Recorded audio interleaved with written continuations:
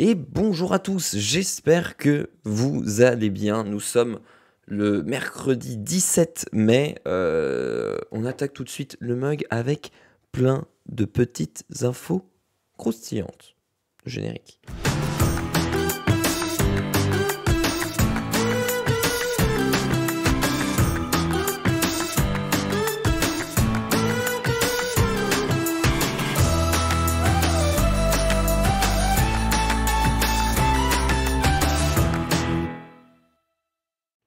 Hello tout le monde, salut Samuel, salut Alisa, salut Camille, Nota Girl, salut Sana95, salut Olek, salut Eliav, salut Monkey DJoff, salut Joy, salut Surnewt, salut Domivan, salut Guillaume, ouais, qui nous dit salut, j'espère que vous allez bien, que vous êtes en forme pour ce mug d'anthologie.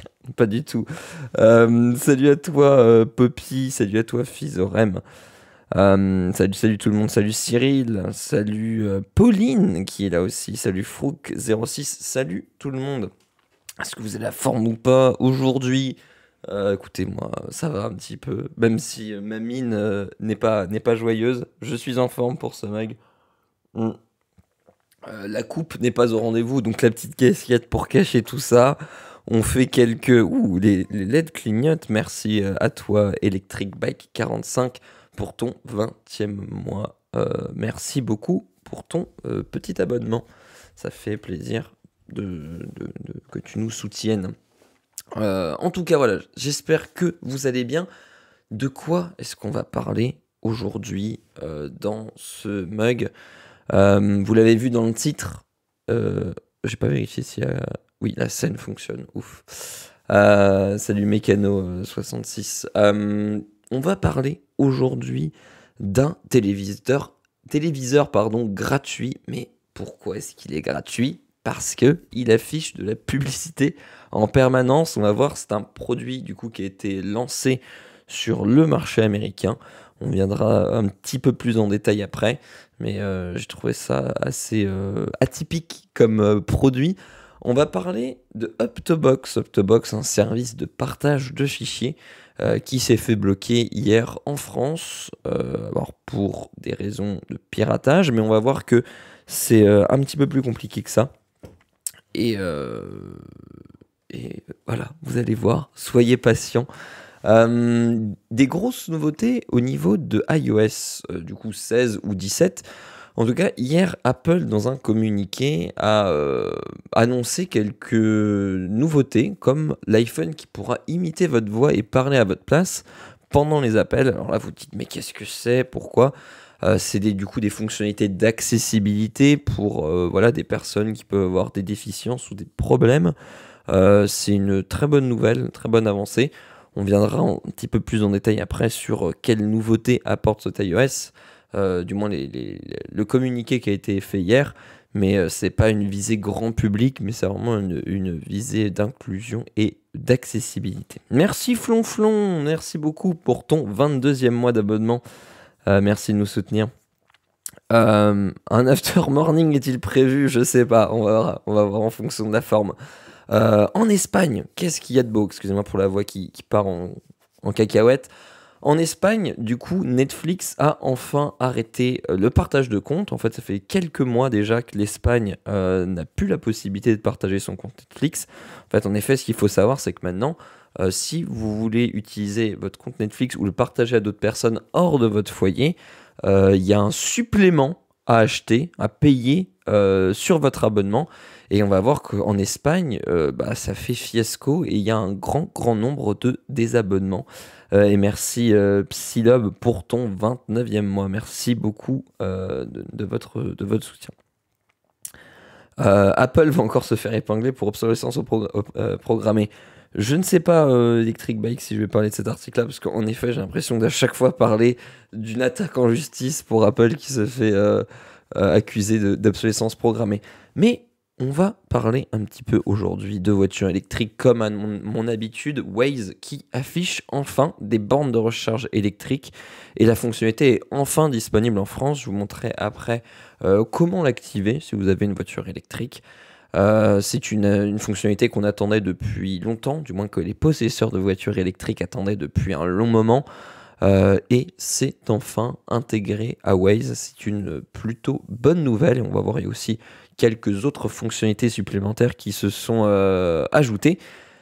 Et pour finir, on va parler de XROS ou RealityOS. Et on va voir que XROS, le nom du futur OS pour le casque de réalité augmentée d'Apple, le nom se précise, XROS. Il y a des petites suites, il y a des journalistes qui sont allés fouiller dans des sociétés écrans du côté de chez Apple et du coup qui ont trouvé quelques pas brevets mais quelques dépôts publics d'un nom qui serait donc XROS.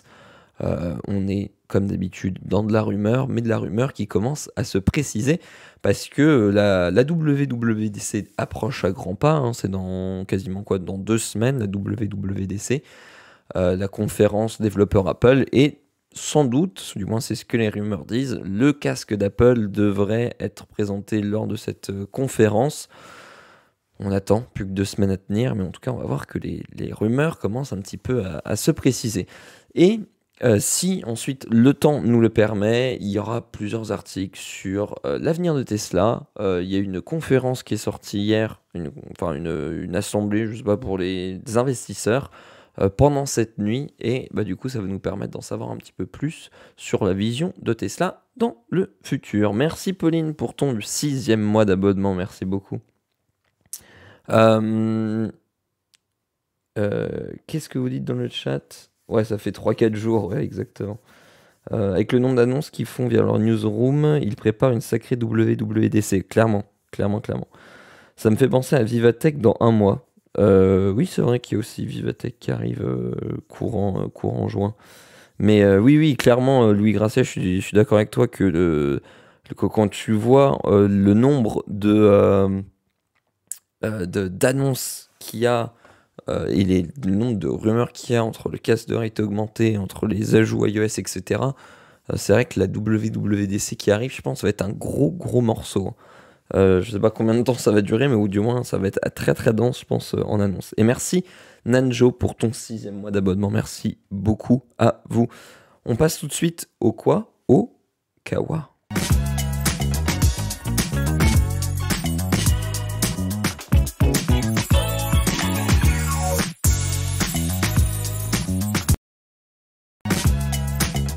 Voilà, j'allais vous remettre une 2e dose de générique. Donc voilà, on va commencer avec cet article. Salut à tous ceux qui rejoignent le chat. Maintenant, merci. Guillaume, tu me stresses là avec tes au quoi offert. Bientôt tu vas me faire au quoi coubé. Bref, il faut pas que je me laisse déconcentrer. On va parler du coup de Telly. Telly, qu'est-ce que c'est? Une TV gratuite mais bardée de publicité, pardon. C'est le pari du coup que fait relever Telly, une marque américaine sur le marché qui vient de lancer les précommandes pour son téléviseur à $0. L'appareil est réservé, comme je vous l'ai dit, au marché américain et embarque un écran principal de 55 pouces, 4K HDR, ainsi qu'une dalle secondaire créant une sorte de menton. Celle-ci pourra servir à afficher différents types de réclames qui permet d'amortir le prix du matériel. Comme vous voyez, voilà, je ne vais pas trop zoomer. Vous avez donc, vous n'avez pas mon curseur, mais vous avez sur la partie haute l'écran. Ensuite, au milieu, il y a une barre de son intégrée avec une petite pilule au milieu qui est une caméra.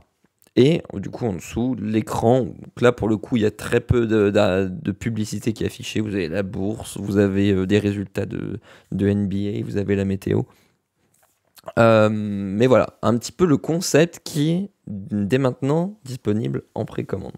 Évidemment que j'ai l'écran de tes Guillaume. Donc du coup, les publicités apparaîtront dans un carré à droite de l'écran secondaire ou sous la forme d'un fil d'actualité sponsorisé sur la gauche.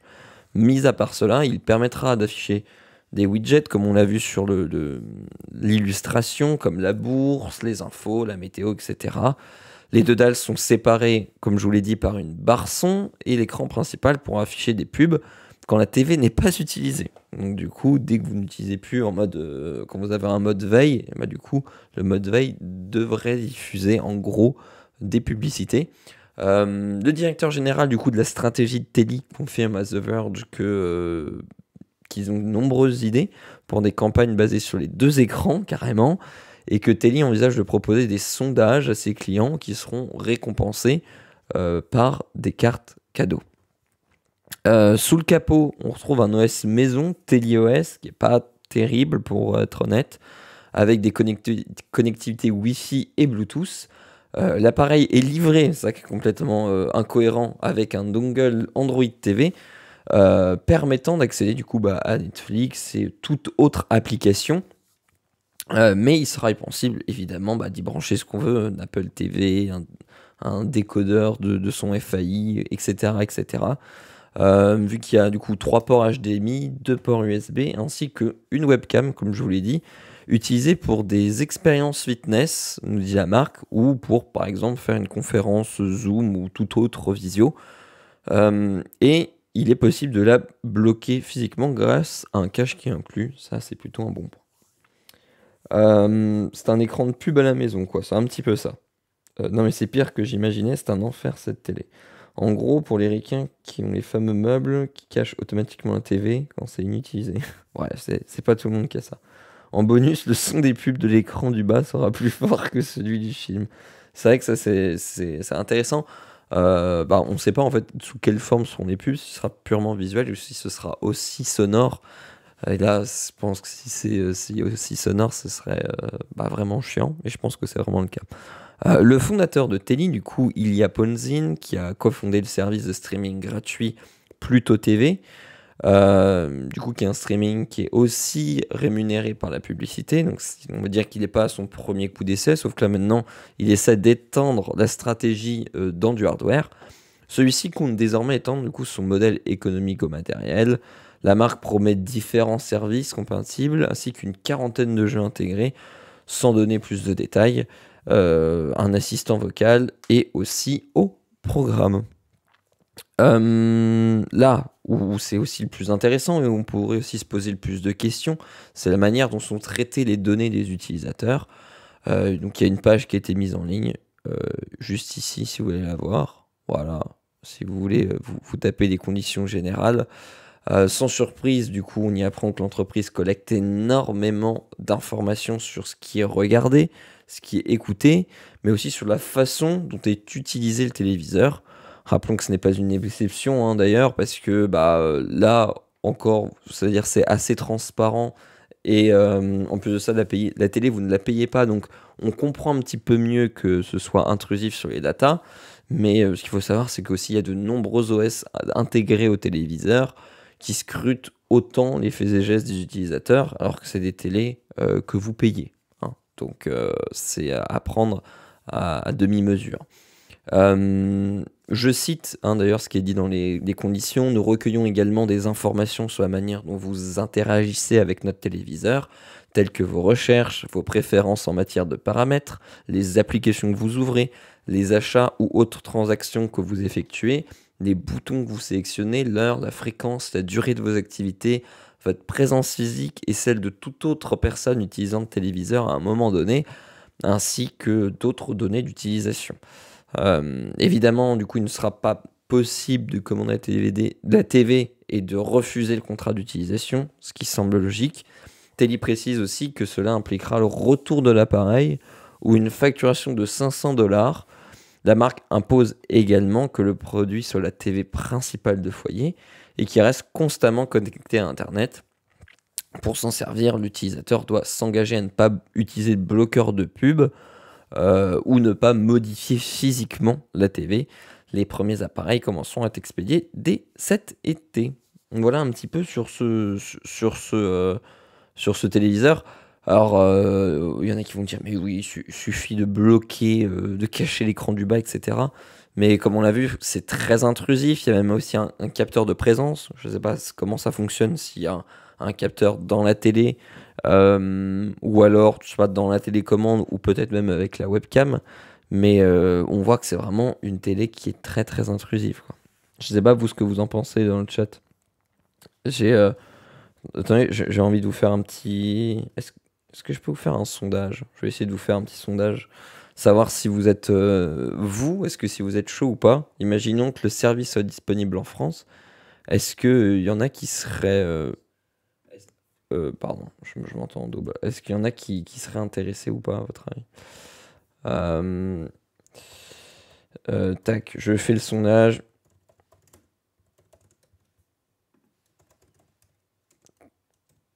Hop.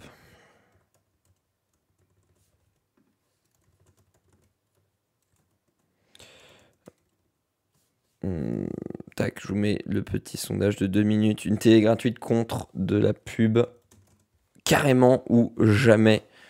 Je vous fais un petit sondage. Un placard pour ranger, je ne soutiens pas cette télé.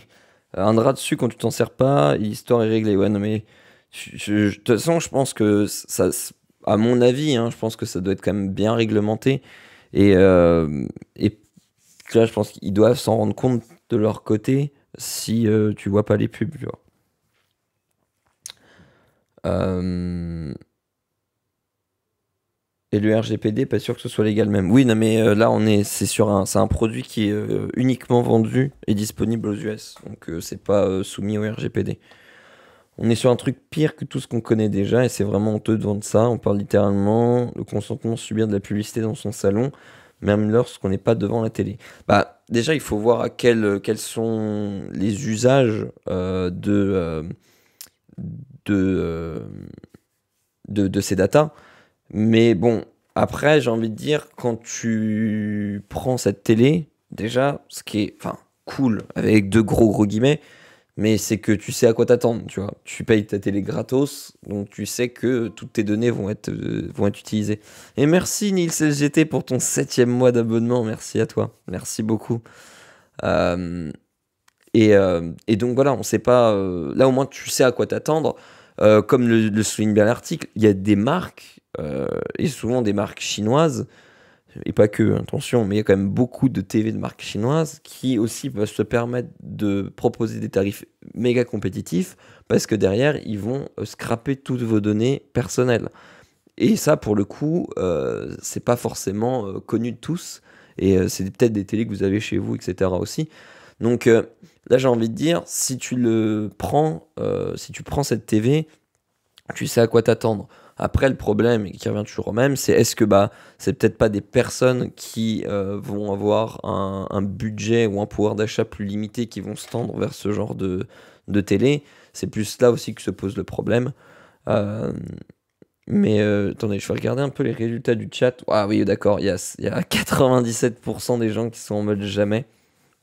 Et merci Dadou49 pour ton 13e mois, merci beaucoup. Je trouve ça hyper malsain, surtout niveau consommation d'électricité, il faudra payer la facture plus cher. C'est pas faux, Camille. Parce que donc, du coup, c'est vrai que la télé affichera du coup normalement constamment des publicités quand elle sera éteinte, plutôt en veille. Comme le dit si bien Jérôme, si c'est moins cher, voire gratuit, c'est toi le produit. Tout à fait. Euh, Maintenant, les gens qui n'ont pas le moyen d'acheter une télé, ils ont les moyens d'acheter des produits avec des pubs. Oui, non, mais voilà, Yves Cassel, mais c'est bien ça aussi le problème. C'est que du coup, en gros, si t'as pas les moyens, tu te retrouves à devoir vendre tes données. C'est un vrai problème. C'est une TV aussi à combien niveau techno? Car faut voir qui pense que ce sera rentable. Bah, du moins, le prix d'achat public, c'est à peu près 500 euros. Euh, c'est ce qui est dit dans l'article. Je remonte un petit peu vos commentaires. La TV qui tue la bande passante. Ah non, après, je pense pas que ça consomme beaucoup en bande passante. Il faut être sûr que la caméra n'est pas activée à distance. Bah, du coup, apparemment, il y a un cache qui est fourni. Euh, il y a un cache qui est fourni pour bloquer la cam. Ça dépend, tu peux avoir des sites qui n'ont rien à vendre alors que tu n'es pas le produit. Je regarde très peu la TV à cause des pubs. S'il y avait ça, je ne la regarderais jamais, donc la télé serait inutile. Après, attention, si j'ai bien compris et si ce que la marque dit, quand vous regardez un programme sur la télé, c'est l'écran en dessous qui va afficher de la pub. Donc du coup, c'est l'écran en dessous qui va diffuser. Donc en soi, ton programme n'est pas altéré comme une coupure publicitaire dans ton programme. Ça, c'est la première chose. Après, par contre, quand tu n'utilises pas ta télé, quand t'es pas devant, ah, mais en fait, voilà, là, j'ai pas vu qu'il y avait un menton au-dessus, là, juste au-dessus. À mon avis, ça doit être un capteur de présence, je pense. Vu que la caméra est en dessous, je pense qu'à mon avis, ça doit détecter quand on est devant la télé ou pas. Et donc, du coup, là, ça n'altère pas ton programme. Donc, ça, c'est plutôt cool. Mais bon, voilà, c'est discutable, quoi. Si tu ne payes pas produit, c'est que tu es le produit. Tout le monde dit ça. Console électrique, consommation de bande passante. Après, cette télé, tu la prends en connaissance de cause. Non, mais exactement. Alors, attendez, je vais vous repasser sur la cam parce que j'ai ça qui bug. Tuc. Bon. Voilà. Excusez-moi. Mais bon, voilà. Moi honnêtement, j'avoue que je serais pas non plus méga friand de cette télé. J'aurais dit limite, tu vois, ça peut être bien pour une seconde télé, mais bon, là, t'es dans la surconsommation. Et en plus de ça, dans les conditions, c'est bien demandé que cette télé soit la télé principale de la maison. Mm. Ce qui semble logique, hein, parce qu'il faut que il y ait des données d'usage régulières, etc. Et je pense que si c'est une télé que tu utilises une fois par mois, eux, de leur côté, c'est pas très très très intéressant. En tout cas, voilà, je trouvais ça assez atypique comme produit. Merci Caméléon41 pour ton 33e mois d'abonnement. Merci beaucoup de ton soutien. Paye l'expérience désagréable au possible. Bandeau pub qui défile tout seul. Truc qui pollue bien la vue. Pour le peu qu'on gère pas sa luminosité. Ouais. J'ose espérer que la luminosité quand même s'adapte, quoi. Moi, pour une télé de hall de gare ou grand centre, pourquoi pas? Ouais, non, mais du coup, après, tu vois, 500 $, je pense que tu peux. Une gare ou quoi peut avoir les moyens de se payer ça, quoi. La future télé des streamers avec les sponsors qui défilent sous le feu de cheminée. Exactement, avec. Mais en soi, après, le concept des deux écrans. Attendez, je vous remets le truc. Est pas si mauvais que ça, hein, avec la barre de son entre les deux. Là, tu vois, typiquement pour ce genre d'usage, tu profites quand tu fais, par exemple, un appel via Zoom, bah, tu profites de ton écran en full screen et en dessous, tu peux avoir les paramètres. Bon, même si je trouve ça un petit peu gadget, le concept des deux écrans est pas mal, mais je suis d'accord que c'est pas du tout une télé non plus, comme vous le dites, pas non plus méga écolo, parce que quand tu n'utilises pas la fiche de la pub, donc ça consomme en fond. Surtout qu'une télé, quand même, ça consomme pas mal hein, d'énergie, faut pas croire. Et en plus de ça, j'imagine que, bah voilà, comme dit, t'as pas le droit de la déconnecter d'Internet. Tu n'as pas le droit je pense, de la débrancher non plus. Donc du coup, t'es quand même assez limité. Le produit est sympa, genre afficher une caméra de surveillance ou la vidéo du vidéoportail quand on sonne sur le bandeau du bas. Pour une utilisation pro, le second écran pour afficher la météo, la bourse, supplément du contenu principal peut être intéressant. Une télé écolo, c'est un trou dans le mur pour regarder dehors. Tu vois bien les écrans pubs numériques dans les gares, ils surveillent l'impact de la pub sur les passants. Mais enfin voilà, je trouvais ça assez intéressant comme concept en fait, hein. Léo de 69, merci pour ton 22e mois. Euh, D'ailleurs, j'ai envie un petit peu de voir la page de Préco. Voilà, le site il lag. Ça veut même pas, ça veut même pas ouvrir. Peut-être tellement de gens sur le site. Alors, j'essaie d'y aller en direct. Mais je remets juste le message ici. Après, je veux pas de spam. J'ai envie de dire que c'est flippant. Et en même temps, est-ce que toutes nos données ne sont pas déjà collectées par tous les autres moyens quand on se connecte sur les sites, etc. Non, mais JO, t'as aussi tout à fait raison. C'est qu'il faut pas non. Enfin, c'est quand même l'utilisation des données est assez fat et assez intrusive. Mais il faut pas non plus diaboliser le truc, dans le sens où ce genre d'utilisation de data c'est fait presque quotidiennement sur certains sites ou même certains appareils sans qu'on le sache. Donc du coup, bon, là j'ai envie de dire au moins tu sais à quoi t'attendre, quoi. Voilà, pour ceux d'ailleurs qui voulaient un petit peu plus de spec de la télé. Euh, voilà. Bon, est-ce qu'il n'y a pas vraiment d'infos de ouf? Hormis voilà, que tu as Zoom qui est intégré dedans. La musique, en vrai, je trouve que le deuxième bandeau est quand même plutôt bien utilisé. Avec toujours ici pardon, là, vous voyez le petit bandeau pub qui est toujours en bas à droite. Euh, en soi, c'est pas mal. Pas mal. Je comprends le concept. Après, est-ce que ça va être rentable et est-ce que ça va. Je sais pas, par exemple, combien de temps t'es censé l'avoir, cette télé. Et pendant aussi combien de temps tu te dois de donner tes données. Parce que si c'est genre pendant 10 ans que tu dois obligatoirement garder la télé, je sais pas quelle est la condition de durée. Au Japon, ils avaient fait un peu pareil avec un portable il y a quelques années. C'était pas cher par contre. Avant, tu avais des pubs. Cette logique est dangereuse.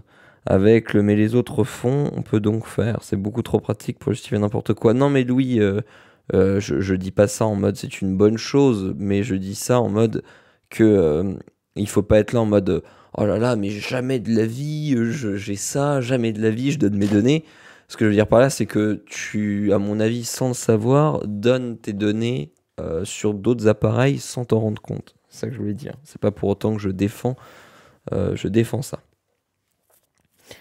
Euh, En vrai, de vrai, le deuxième écran pour les widgets, ça peut être pas mal quand c'est pas des pubs, genre des stats de match et tout.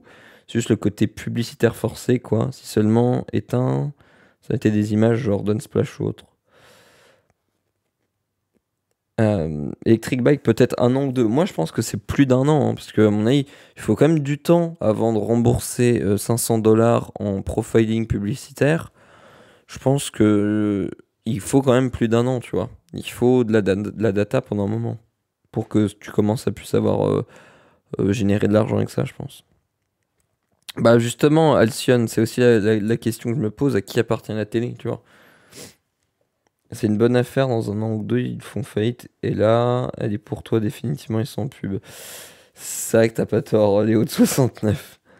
Mais sur le principe, je suis archi d'accord sur le fait que c'est assez malsain, et c'est un peu devenir esclave de tout ça, et que d'accepter tout ça gratos. Oui, bah oui, oui, évidemment. Enfin voilà, je produit quand même intéressant. Quand même, c'est un genre de produit qui est, on va dire, vraiment euh, pour le marché américain. Et comme l'a dit quelqu'un dans le chat, en France, ce serait très compliqué de faire ça avec le RGPD, ou du moins tu pourrais afficher de la pub, mais tu pourrais récolter très très très peu de data. Et du coup, des data beaucoup moins intéressantes pour les publicitaires. Euh, Article suivant. Je ne sais pas si vous en avez entendu parler. Up2Box, le service de partage et de téléchargement, s'est fait bloquer en France hier sur fond de piratage. Mais on va voir en plus que c'est assez, entre guillemets, atypique. Euh, Louis Grasset, avec le RGPD, suffit que tu forces les gens à accepter ton contrat. C'est plus compliqué que ça, hein, Louis. Euh, pour en revenir à Up2Box, c'est en fait assez atypique parce que en fait, le service Up2Box était eux-mêmes pas au courant du blocage, parce qu'au final, ce n'est pas Up2Box qui est entre guillemets accusé, mais c'est les FAI qui ont été obligés de bloquer l'accès à Up2Box. C'est la justice française qui a ordonné aux 4 grands FAI de bloquer l'accès d'un hébergeur accusé de servir de plaque tournante au piratage de films et de séries. Orange s'est déjà exécuté. Peut-être que vous, dans le chat, vous êtes chez Orange ou chez Soch et vous ne parvenez plus à accéder à Up2Box. C'est parce que la plateforme de partage de fichiers fait objet d'une mesure de blocage de la part du fournisseur d'accès à Internet en empêchant ses clients d'y accéder. Il ne s'agit pas d'une décision arbitraire de l'opérateur, mais de sa mise en conformité avec une décision de justice. C'est quoi les FAI? C'est les fournisseurs d'accès Internet. C'est donc ça. Zut, j'ai mon propre DNS JPEG au kilomètre. Et bah, tu nous spoil, mais en effet, C'est un blocage de DNS, on en reviendra un petit peu plus tard dans l'article. C'est ce que rapporte du coup l'Informé dans son édition du 15 mai, en fait il y a 2 jours. Le jugement a été rendu le 11 mai dernier par le tribunal judiciaire de Paris. Il impose du coup au FAI français de prendre des mesures adéquates pour empêcher ses abonnés, sur mobile ou sur ses offres fixes, de se connecter au site. Celui-ci est accusé de longue date d'être une plaque tournante pour des fichiers piratés, comme des films et des séries. Mais en soi, le service en tant que tel n'est pas illégal du tout. C'est juste une plateforme d'hébergement de fichiers en ligne qui, en effet, est quand même connue pour transférer des fichiers illégaux. Cette plateforme, comme nous dit l'article, connue des adeptes du téléchargement illicite, son nom apparaissait déjà en 2013 dans des enquêtes conduites par la Hadopi pour sonder la pratique du téléchargement direct en remplacement du peer-to-peer. Cette méthode ciblée par la riposte gratuite. Les internautes envoient des fichiers, puis se partagent des liens de téléchargement. C'est aussi plus simple que le peer-to-peer. Plus les gens utiliseront des DNS tiers. La question 1, que se passera-t-il quand la plupart des gens n'utiliseront plus les DNS de FAI? Surtout qu'en plus de ça, on l'a vu dans ces derniers jours, les DNS des FAI sont de plus en plus bloqués, sont de plus en plus restreints. On a vu, il y avait un blocage d'un lien Telegram la semaine dernière. Et l'État aussi veut mettre en place du coup un système de blocage DNS pour des sites malveillants. En soi, ça c'est comme une bonne chose. Alors, il faut voir ce qui est inclus dans le site malveillant. Mais typiquement pour des sites de phishing, genre vous recevez un SMS, genre en mode, je sais pas, la CAF vous demande de payer, ou genre votre compte CPF, etc. Quand vous cliquez sur ce genre de liens, s'ils sont connus, le but c'est qu'il y ait un blocage qui se passe sur ce lien pour vous dire attention, vous accédez sûrement à du phishing, à un lien malveillant, êtes-vous sûr de vouloir continuer? Ça, c'est une bonne chose. Là, pour le coup, dans le cas d'Uptobox, on est clairement sur un blocage pur et net du nom de domaine via, du coup, les DNS. Et donc, du coup, vous avez en fait la possibilité de changer les DNS. Les plus connus, c'est ceux de Google, là, les 8.8.8.8. Mais il en existe plein d'autres et qui permettent de passer outre ces restrictions. Pour revenir à l'article, plusieurs reprises, Uptobox était confronté à des difficultés dans le cadre des efforts des ayants droit de lutter contre le piratage. En 2012, PayPal et Google bloquaient les finances du service français, parce que c'est français. 2 ans plus tard, le service était masqué du moteur de recherche en France, juste désindexé. Mais il était toujours possible d'y accéder. En 2022, la plateforme était citée dans un document de l'industrie du cinéma aux États-Unis, la MPA, Motion Picture Association, comme un service problématique, au même titre que des sites comme Un Fichier, StreamTape ou Mixdrop. De façon générale, l'industrie observe que ces sites ne répondent pas aux demandes de retrait des contenus soumis aux droits d'auteur. Des fois, des gars demandent de sub à leur chaîne, faites gaffe aussi. Exactement, Caradoc. Mais vous pouvez sub à la chaîne, en effet. Ça, c'est pas bloqué par des DNS.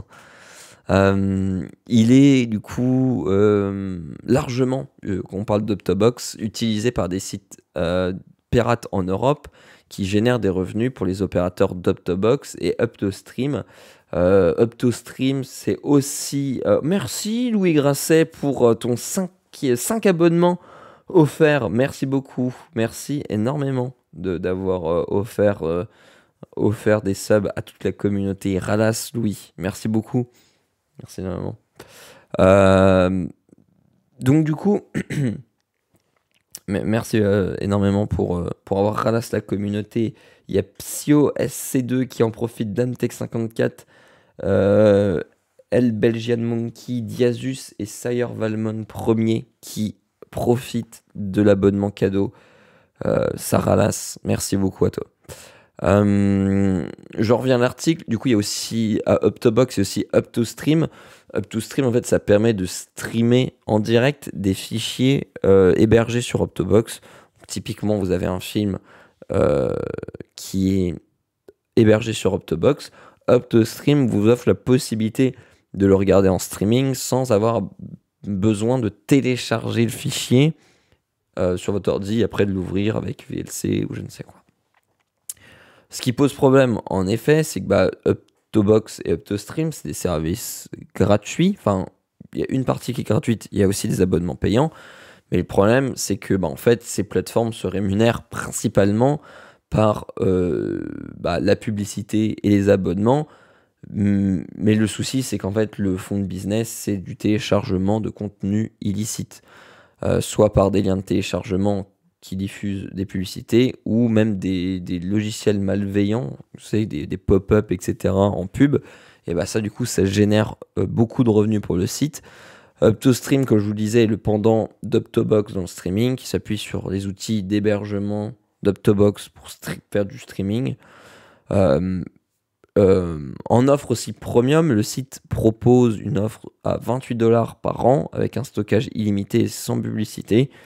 Selon la MPA, qui nous donne ces infos, et selon SimilarWeb, Optobox recevait un peu plus de 10 millions de visiteurs uniques en août 2022. Donc vous voyez quand même 10 millions de visiteurs uniques en revenus publicitaires, ça commence quand même à générer des bons revenus.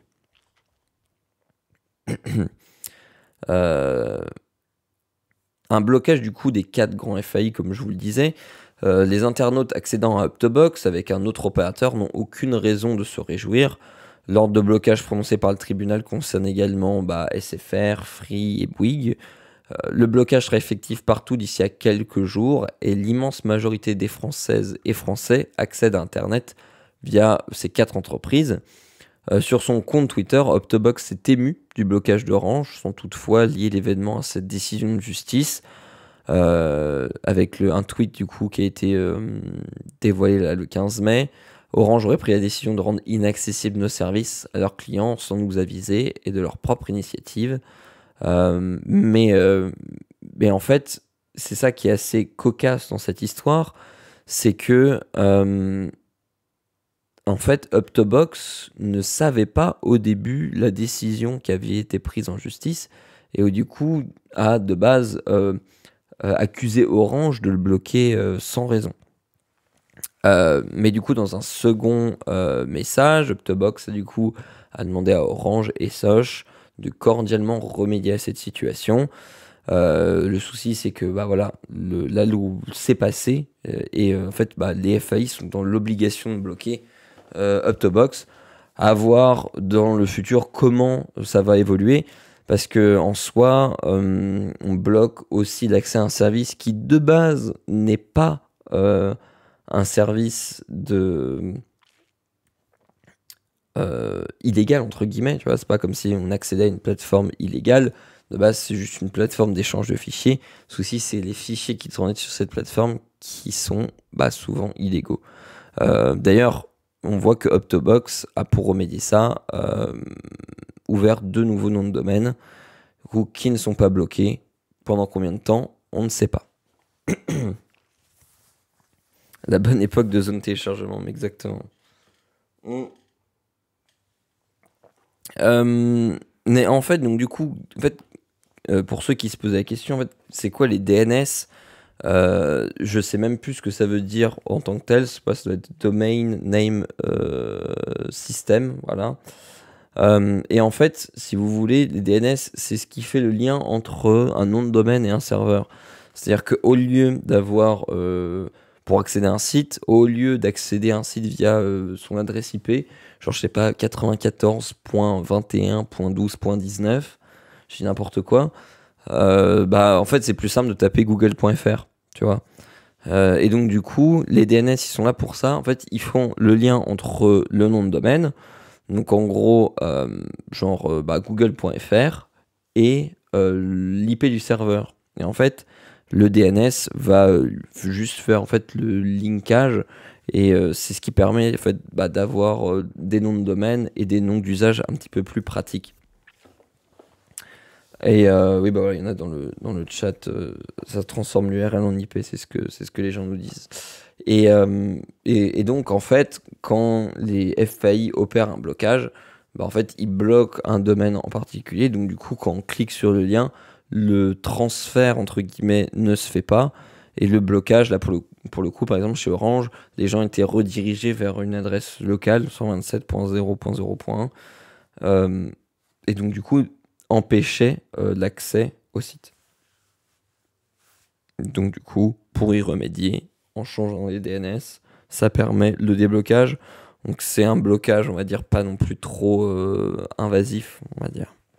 Mais pour le commun des mortels qui ne sait pas, qui ne connaît pas le problème, ou qui ne sait pas changer ses DNS, bah, je pense que ça doit quand même avoir un impact sur un bon nombre de personnes.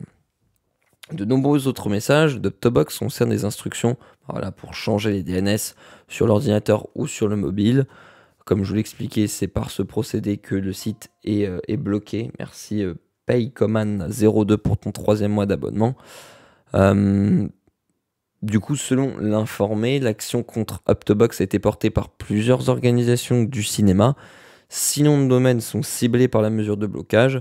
Outre l'adresse principale optobox.com, pour contourner le blocage, Optobox pourrait tenter de prendre des nouveaux noms de domaine, ce qui a déjà été fait. Un effort potentiellement vain parce que les sites miroirs sont désormais de plus en plus pris pour cible.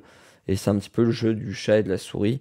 C'est un nouveau domaine qui est lancé avant qu'il soit bloqué, etc. Enfin, voilà un petit peu pour le cas d'Optobox. Je sais pas s'il y en a qui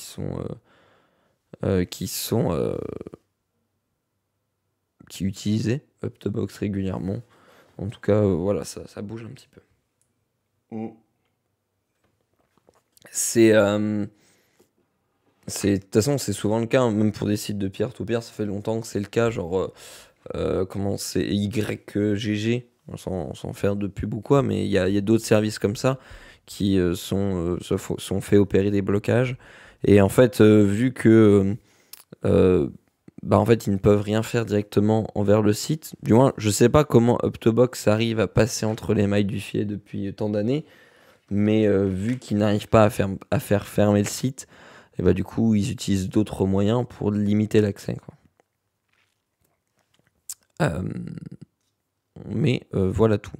Et je sais plus, j'avais vu un truc. Attendez, je vais regarder. Mais en fait, si je dis pas de bêtises, c'est pas Optobox qui a été condamné, mais c'est bien les fournisseurs d'accès Internet. Le jugement, il oppose les associations, les unions syndicales du cinéma, et en face se trouvent les FAI qui ont été condamnés à bloquer à leurs propres frais l'accès à Optobox. Voilà du coup pourquoi Optobox n'a pas été mis au courant, entendu ou quoi, mais que ce soit dans cette affaire, il est... Attendez, je regarde un petit peu. Est-ce que... Oui, voilà, c'est ça. Je vous montre à l'écran. J'avais vu ça sur Twitter. En fait, vous voyez, là, il y a les demandeurs. Donc, il y a la Fédération nationale des éditeurs de films, syndicat d'édition numérique, Association des producteurs indépendants, Union des producteurs de cinéma, syndicat des producteurs indépendants, Centre national du cinéma et de l'image, le CNC, qui, du coup, attaquent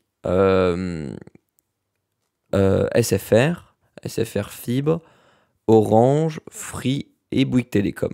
Et en fait, vous voyez, dans la liste, à aucun moment, il y a Optobox qui apparaît. En fait, c'est pour ça qu'Optobox n'était même pas au courant. Parce qu'en fait, eux, ils sont, en plus de ça, même pas mêlés dans cette histoire. C'est ça qui est assez ouf. C'est assez dingue, quoi, de se dire que même Optobox n'était pas au courant. Mais je pense que, en fait, toutes ces fédérations, ces syndicats, ces associations du cinéma ont déjà essayé d'attaquer Optobox, n'ont pas réussi, donc du coup ils s'attaquent au FAI. D'ailleurs je trouve ça même pas inquiétant, mais je trouve ça assez bizarre que ça ait été en fait accepté de bloquer via les FAI, alors qu'en soi, tu vois, les FAI sont pas non plus mêlés dans cette histoire, quoi. Mais oui, exactement, jugement un petit peu étonnant. C'est pour ça que Euh, je sais pas comment va être la suite, mais je pense qu'un recours est faisable. Up2Box, je sais pas du tout quelle, quelle nationalité, enfin où est-ce que c'est. Alors, est-ce qu'il y a un Wikipédia? Euh, je sais pas du tout. Ouais, ouais, suite à la chute de Mega Upload, évidemment. Mais je sais pas où est-ce que la société, où est-ce qu'elle est basée. Ça m'étonnerait que ce soit basé en France, honnêtement. Parce que si c'est basé en France, c'est couillu quand même, hein. Quoique peut-être, un download distribution, c'est peut-être ça. Après, c'est peut-être juste une base en France, mais parce que je pense que si tu mets ce genre de société en France, t'as vite fait de te faire attraper, quoi. Bah, attendez, je vais quand même, je suis curieux en fait, je vais quand même regarder. Euh, Attendez, on va aller voir, peut-être que sur leur site c'est marqué. Merci Réminéo pour ton 25e mois d'abonnement, merci beaucoup. Ouais, forcément ça c'est bloqué. Euh, Uptobox.eu.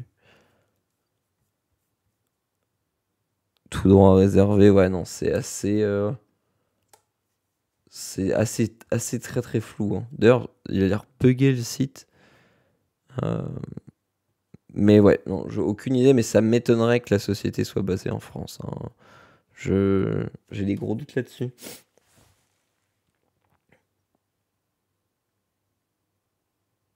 Salut, il faudra aussi un jour se poser la question de payer pour regarder une bouse déjà rentabilisée grâce au financement du CNC de nos impôts. C'est un autre débat, ça, Crypto Clubber. Bref, on va passer au prochain article qui est aussi tout aussi intéressant. Votre iPhone pourra bientôt imiter votre voix et parler à votre place pendant les appels. Vous allez dire, mais qu'est-ce que c'est que ça? Vous allez voir, c'est des fonctionnalités d'accessibilité qui vont être développées sur iPhone et iPad.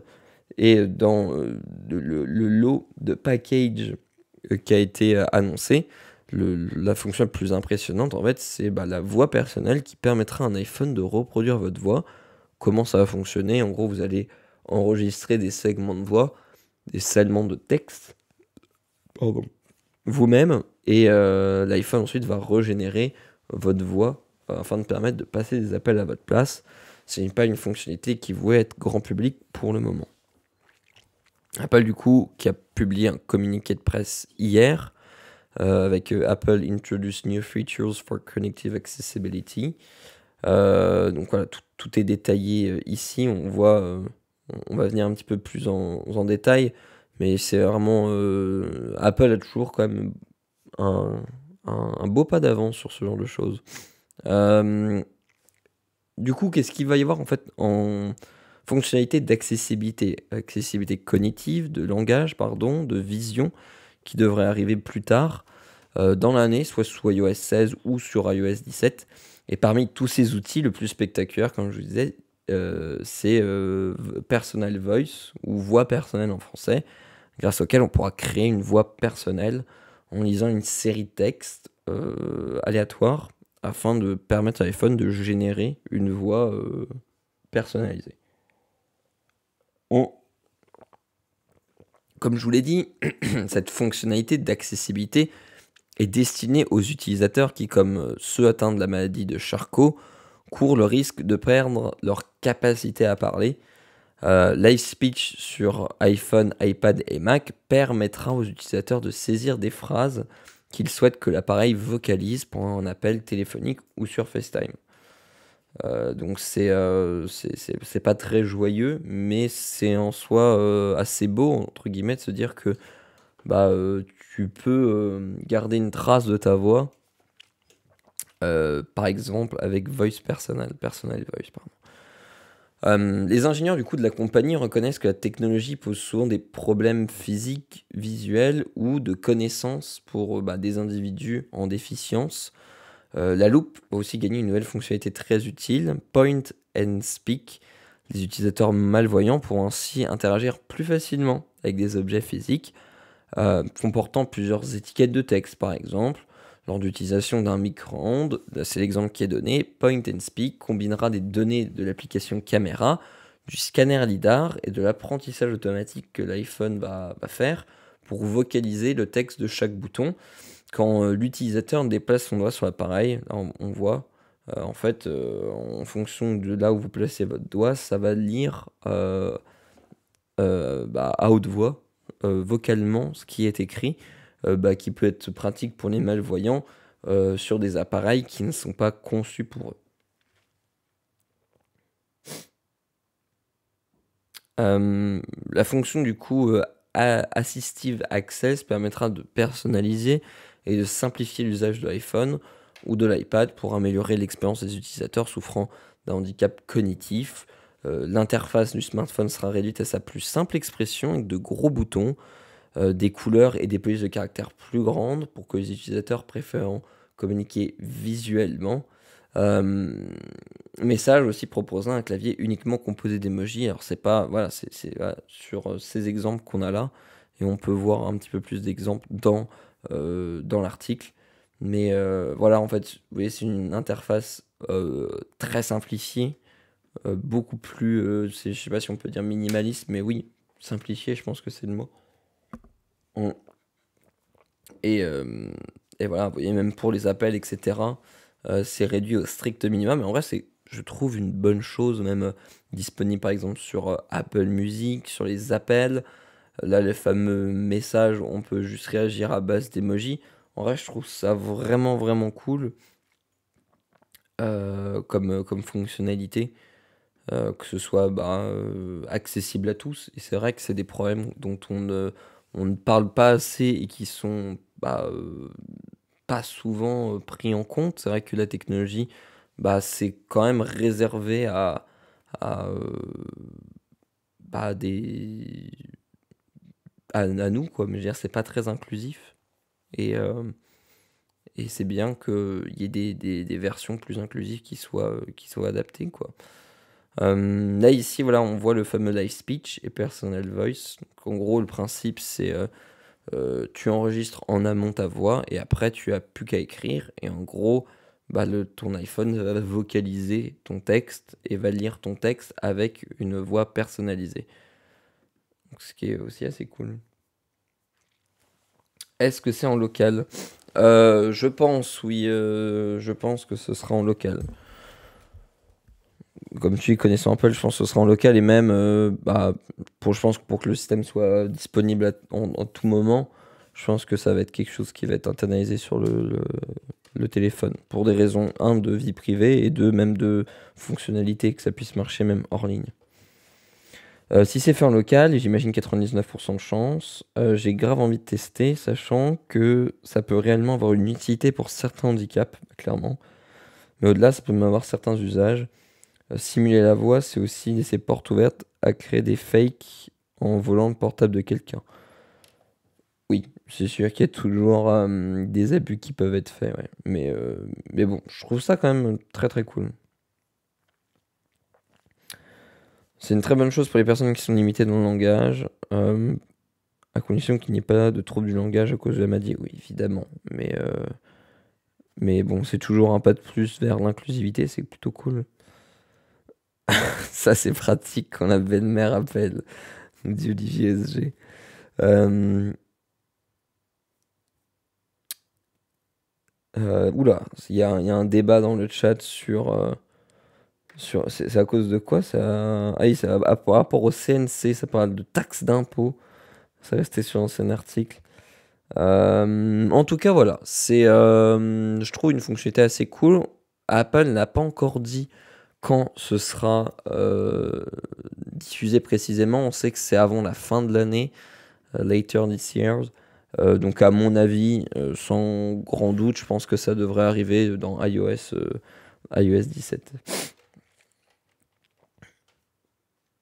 Enfin, voilà tout. On va passer au prochain article en Espagne. Et on va parler d'Espagne et de Netflix. La fin du partage de comptes Netflix qui vire au fiasco, comme je vous l'ai dit. L'Espagne, du coup, c'est depuis quoi? Depuis combien de temps? Depuis le mois de février, depuis le début du mois de février, donc ça fait quand même un petit moment. L'Espagne a officialisé le partage de comptes payants. On en a déjà parlé plusieurs fois ensemble. Le partage de comptes payants sur Netflix maintenant va devenir payant. Dans la France, ça arrive, je crois, courant de cet été. En Espagne, du coup, ça a déjà été implémenté à partir de février. Et en gros, dès que votre compte est utilisé par un membre en dehors de votre foyer, un supplément de 5,99 € s'applique en plus de l'abonnement chaque mois pour chaque personne supplémentaire qui utilise leur mot de passe en dehors du foyer familial. Tolem, oui, peut-être à WDC, tu parles de l'ancien article. Bah oui, mais de toute façon, un WWDC iOS 17 va être annoncé. Donc oui, sans doute que ce sera annoncé à ce moment-là.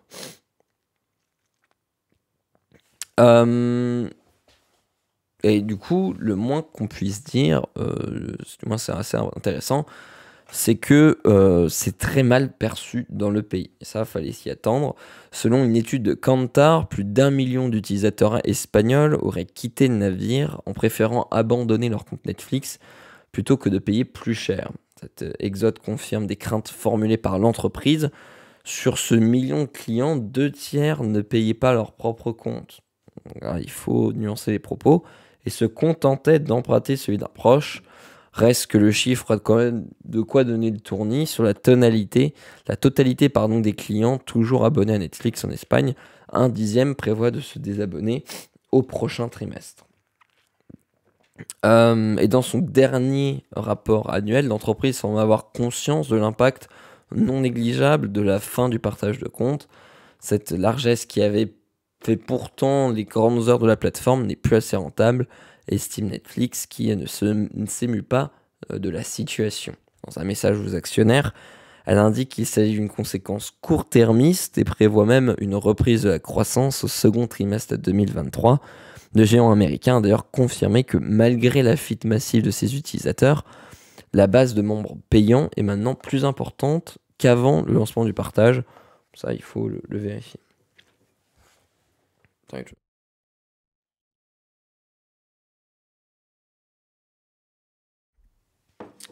Alors attendez, je vais venir un petit peu vos commentaires.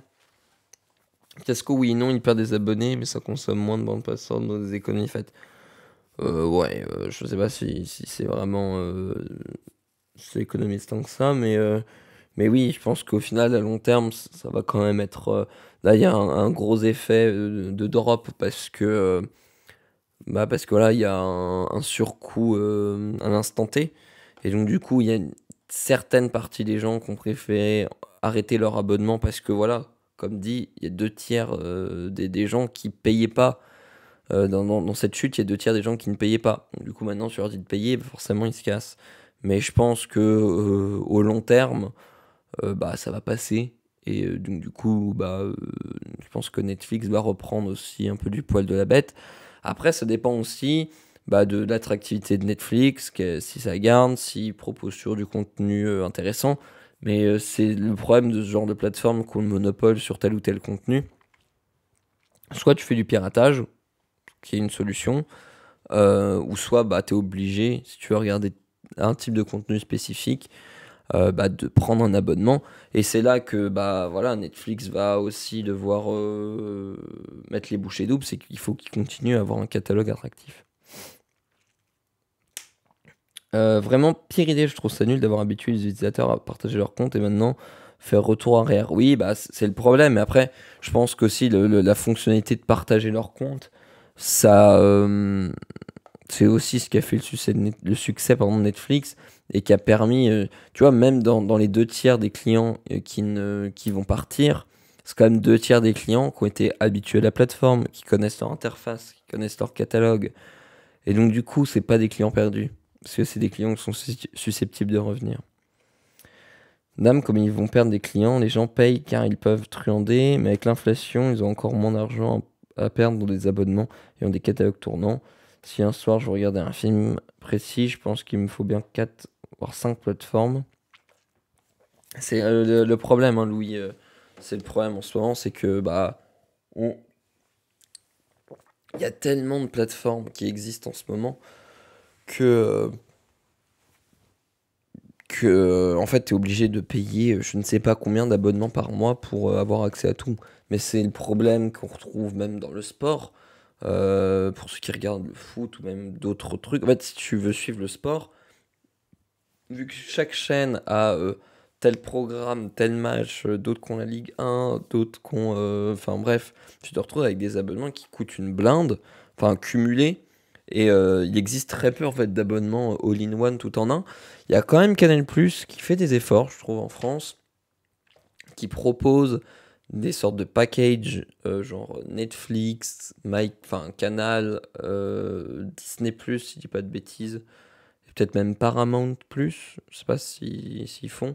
Et ils font des sortes de packages comme ça avec des tarifs un petit peu plus avantageux. Ça n'empêche que, bon, c'est quand même, ça coûte une blinde en fait. C'est le problème en ce moment. Hmm, Perso, je peux plus utiliser le compte de mes darons qui eux squattent mon Prime Video et Spotify, mais je vais juste pas me réabonner en solo. Évidemment. Après, tu vois, je pense que si tu ne viens pas à te réabonner, c'est que tu n'en avais pas le besoin, entre guillemets. Ils sont servis de ça pour augmenter le nombre de spectateurs et se faire connaître. Maintenant, ils veulent gagner des thunes win, mais c'est exactement ça, hein, la stratégie. Oui, c'est ça. En gros, c'est en fonction de l'IP, en fonction... t'as des sortes de, de signaux types qui montrent que tu utilises. Typiquement, tu vois, tu vas te connecter sur une autre IP. euh, Netflix va cramer le truc.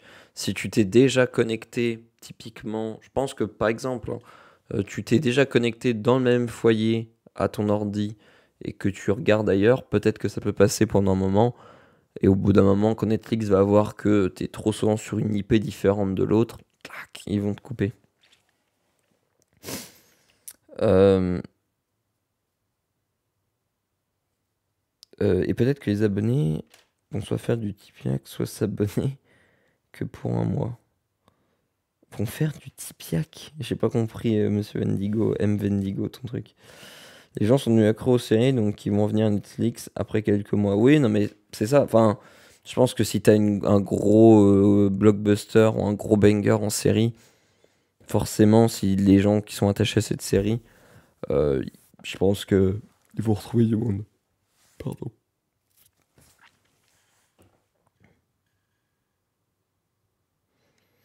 Ça va encore favoriser les services IPTV et tout type de services de streaming. Bah, forcément, forcément, mais je pense que bon, la balance va s'équilibrer.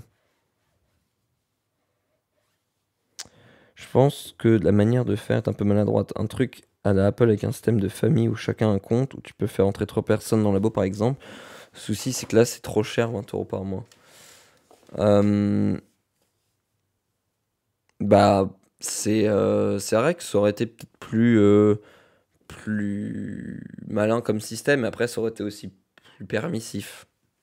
Et je pense que Netflix a vraiment envie que tout le monde ait son compte Netflix personnel.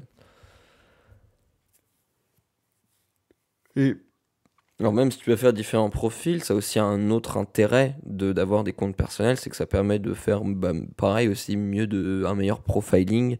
Si chacun a son compte personnel, ça permet de mieux connaître les usages spécifiques de chaque utilisateur.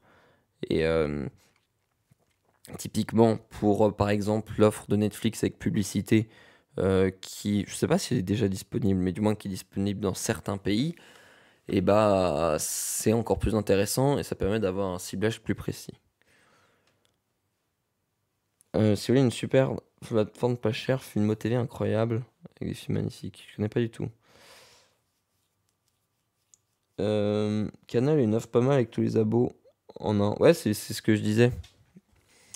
Ah voilà, c'est vrai qu'ils ont Apple TV aussi maintenant.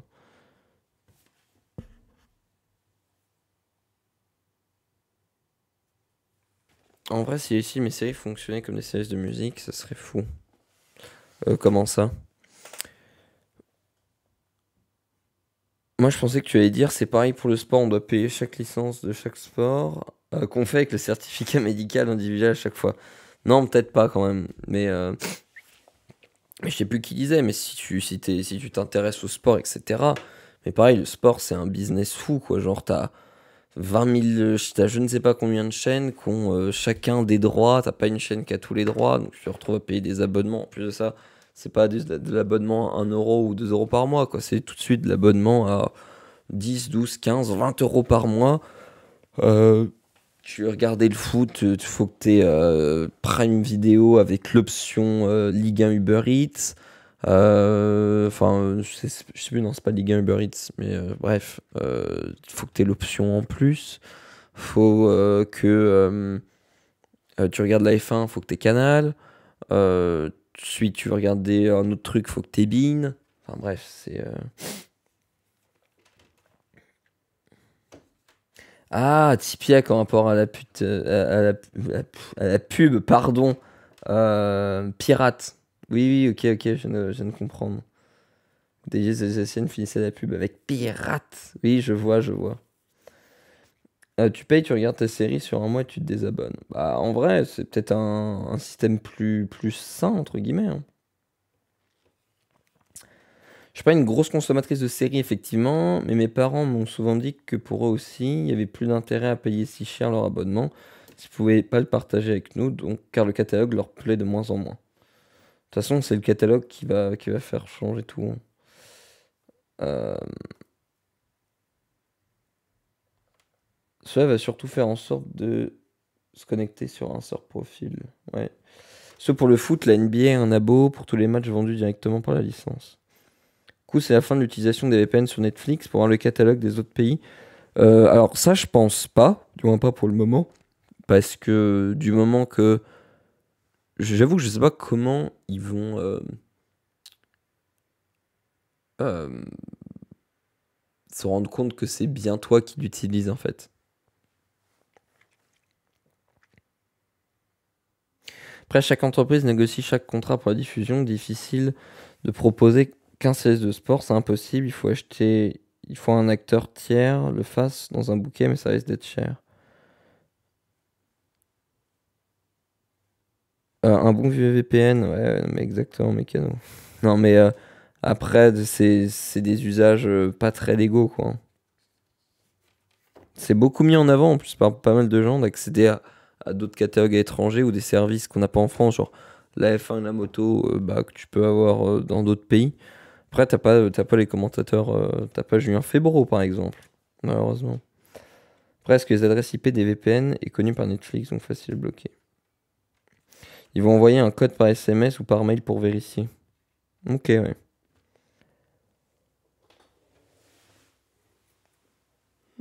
Excusez-moi. Enfin voilà, sur cet article Netflix que je trouvais assez intéressant. Et d'ailleurs, la France, je sais plus si... Ah voilà, rendez-vous cet été en France. Voilà, dans l'Hexagone, la fin du partage de comptes est brandie comme une épée de Damoclès depuis déjà plusieurs mois. Jusqu'à présent, Netflix s'est toujours montré discret, repoussant inlassablement l'échéance pour laisser à ses abonnés un temps de répit et la possibilité de se préparer aux grands bouleversements à venir. Reste que le compte à rebours est lancé, la France n'échappera pas à la fin du partage de comptes. Ce dernier est attendu pour cet été, avec un supplément qui tournera sans doute autour des 4 € sans dépasser le prix de l'abonnement Netflix essentiel avec publicité. Alors en fait, il est déjà dispo en France, proposé à 5,99 € dans nos vertes contrées. Voilà tout. La F1 est encore gratuite en Suisse. Ouais, non, mais elle est en Suisse et en Belgique, hein. Je fais une pause de quelques petites secondes. Je vais juste me resservir un verre d'eau parce que j'ai la gorge sèche. Donc je reviens tout de suite. Pas de bêtises.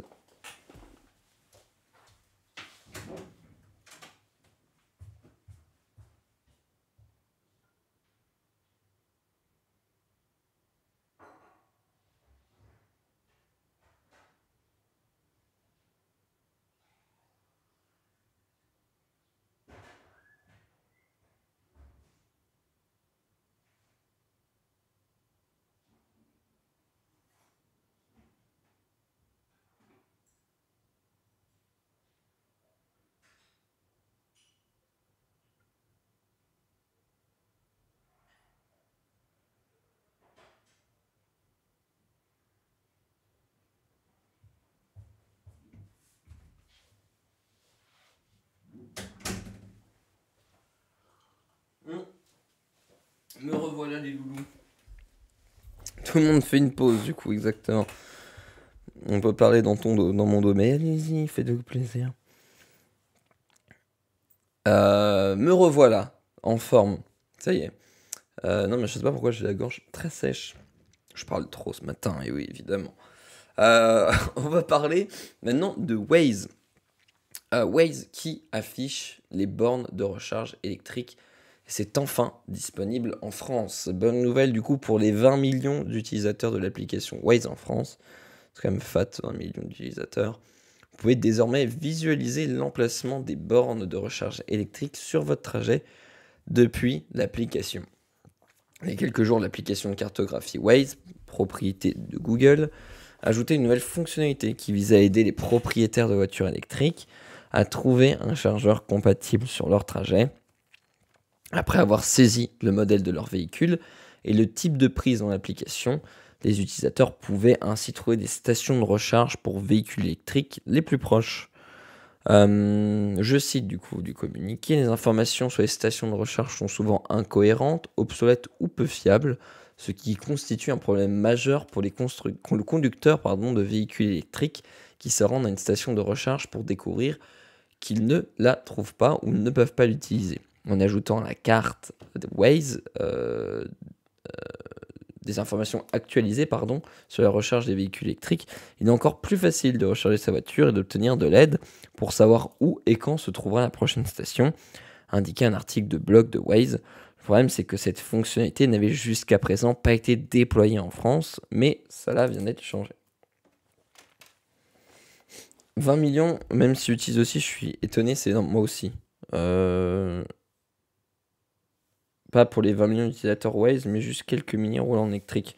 Oui, mais évidemment, mais c'est vrai que moi non plus je pensais pas qu'il y avait 20 millions d'utilisateurs, c'est vraiment fat. Après, d'un autre côté, c'est vraiment une bonne application et qui évolue bien, on le voit, qui est toujours mise à jour, et surtout, c'est ce qui fait la force de ce genre d'application communautaire, c'est la communauté.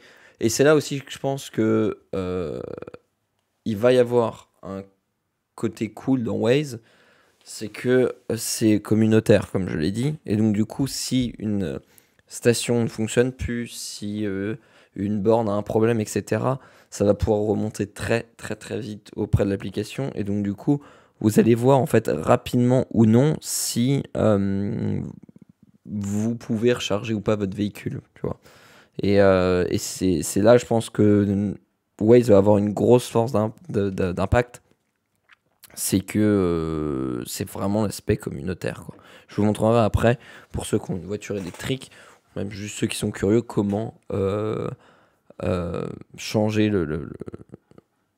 mettre le petit preset. Surtout qu'en fait, ils viennent de changer un peu leur interface et tout, c'est vraiment cool. De toute façon, ouais, j'aime vraiment bien cette application. Donc du coup, ça va aussi permettre de planifier ses trajets en voiture électrique. Et ça, c'est une fonctionnalité assez cool qu'on attendait depuis un moment. Là, on était cantonné à le faire. Typiquement, quelqu'un a dit Electric by 45 via ChargeMap, via les applications intégrées dans les GPS des voitures. Là, ça va permettre de pouvoir le faire directement dans Waze. Du coup, comme l'a dit, comme on l'a vu avant, maintenant c'est capable d'afficher les bornes de recharge à proximité de votre trajet. Et pour cela, Waze s'est associé à de nombreux acteurs du secteur automobile, notamment Renault, Hyundai ou encore Noroto. Pour rappel, à l'occasion des vacances d'été 2022, Waze s'était déjà associé à Noroto pour afficher les bornes de recharge électrique sur les principaux axes routiers. Pour utiliser la nouvelle fonctionnalité, il faut donc indiquer si vous conduisez un véhicule électrique et le type de prise dont celui-ci dispose. Une fois les informations renseignées, Waze devrait automatiquement afficher les bornes de recharge le long de votre itinéraire. Notez que toutes les bornes de recharge existantes ne sont pas forcément déjà renseignées sur l'application, mais celle-ci se met régulièrement à jour pour inclure rapidement les dernières stations nouvellement ouvertes.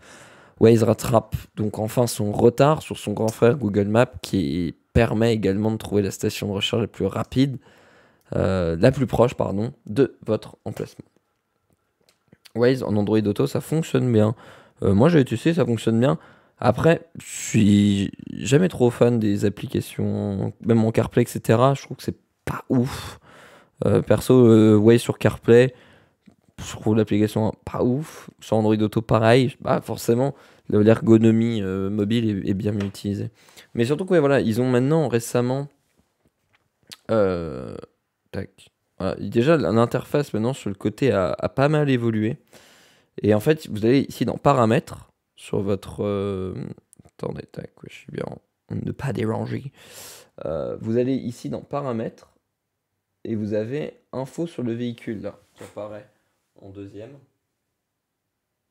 Et là, type de véhicule, vous mettez privé ou quoi. Là, vous avez du coup véhicule électrique que vous pouvez activer. Et en dessous, vous pouvez hop, euh, choisir le type de prise que vous utilisez. Donc voilà, tac, je sais pas, vous mettez ça, ça. Vous mettez les prises que vous utilisez pour recharger votre voiture. Et ça pourra automatiquement vous les mettre ou vous les proposer pendant un trajet. Qu'est-ce que je disais? J'ai aussi eu du coup la pop-up, je sais pas pour ceux qui utilisent Waze ou pas, mais j'ai vu que qu'il y avait du coup, moi j'avais fait, j'ai découvert comme ça, il y a une pop-up en mode vous avez un véhicule électrique, vous pouvez l'activer.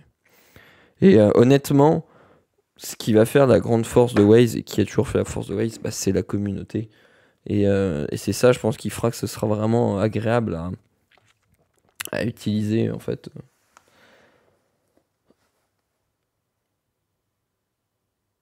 À 20 millions, je sais pas si c'est le nombre de téléchargements, ça m'étonnerait. Le nombre de téléchargements, je pense que ça doit être plus important. Je pense que c'est le nombre d'utilisateurs. Après, oui, je sais pas, faudrait voir le nombre d'utilisateurs mensuels en fait, hein. C'est ça qui serait plus représentatif. Je ne sais pas si c'est encore le cas, mais il me semble que les bornes en gare et à Lidl sont gratuites. Lidl, je crois que c'est plus gratuit. On n'entend plus rien. Si? Ah bah voilà exactement Wendigo. Je viens d'ouvrir l'application Waze et il m'a fait une pop-up pour me dire que les véhicules électriques sont pris en charge. Lol. C'est ce que je te disais, Wendigo, mais en fait j'ai découvert comme ça aussi. J'ai ouvert Waze et ça m'a mis la pop-up. Attends, je regarde juste l'oreillette. Non, c'est bon, on entend. J'avais peur qu'on n'entendait plus, mais c'est bon. Lidl, ouais, avant c'était gratuit, maintenant c'est payant. Merci Nizarkani pour ton 32e mois, merci beaucoup. Merci de votre soutien ce matin. Ça fait plaisir. J'avais pas ouvert Waze depuis un mois, je roule principalement en vélo depuis 2 ans. En effet. C'est cool. Tac, tac, tac, tac. Ça se substitue à ABRP du coup pour ceux qui ont une voiture électrique. Perso, je suis en thermique, mais je trouve ça intéressant. Je sais pas ce que c'est ABRP pour être honnête, JPEG au kilomètre.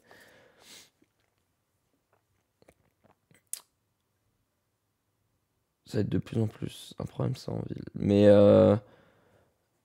j'avais. Tac, tac, tac. Je lis un petit peu vos commentaires. Mais en tout cas, ouais, franchement, bah, je sais pas dans le chat s'il y en a beaucoup qui utilisent Waze ou pas, et s'il y en a beaucoup qui ont des voitures électriques. Mais franchement, en termes de navigation, Waze, ça a quand même pris largement le dessus.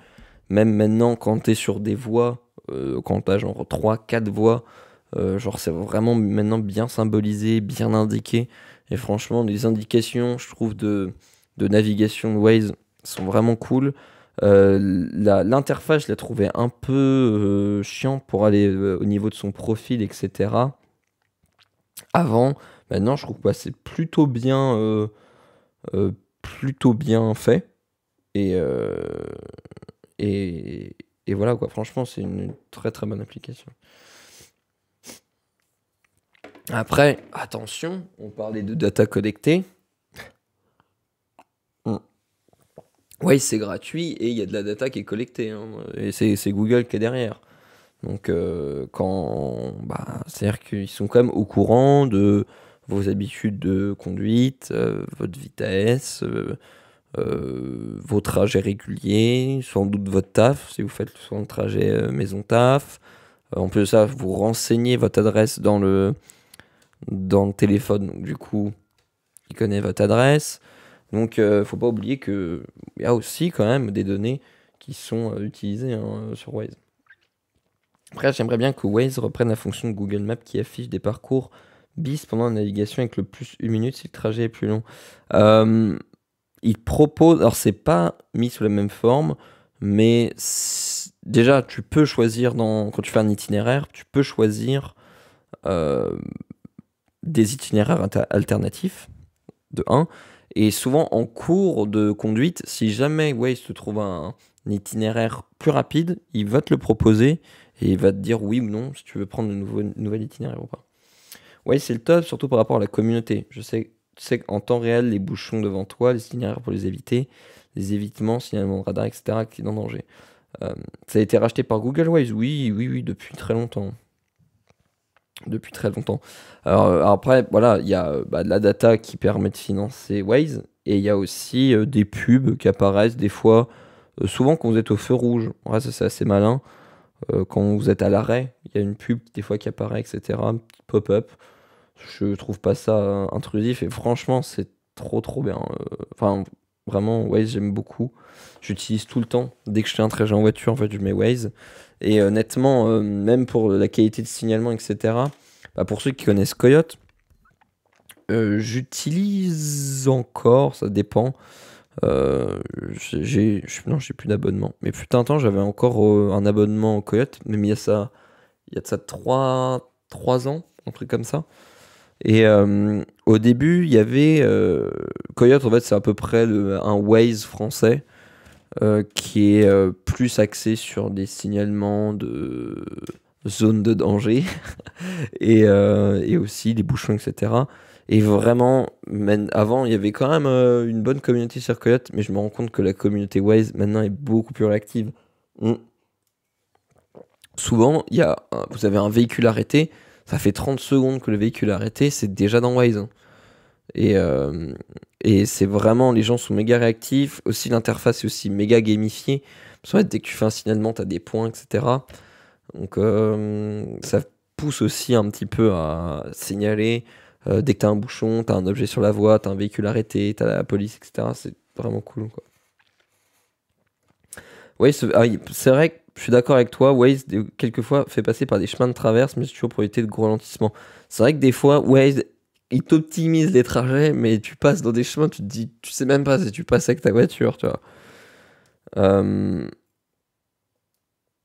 Waze, pas terrible à la campagne.